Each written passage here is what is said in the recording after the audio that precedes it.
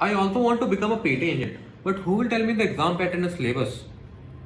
Do you also want to become a patent agent like him? So here's the exam pattern that you must know.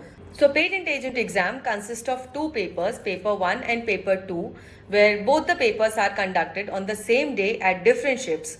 So paper 1 is an objective type of paper which consists of questions majorly related to Patent Act, Designs Act, international treaties, and the duration given for this exam is for 2 hours.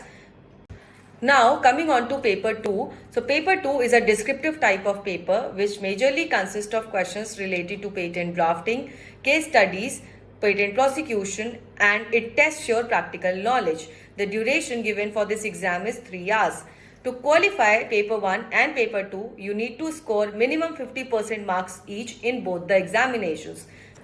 There is no negative marking for paper 1, and for the students who qualify both paper 1 and paper 2 are shortlisted for the stage 2, that is Viva, which consists of 50 marks which have the questions related to the real world IP scenarios, drafting logics, patent law applications, and testing your communication skills.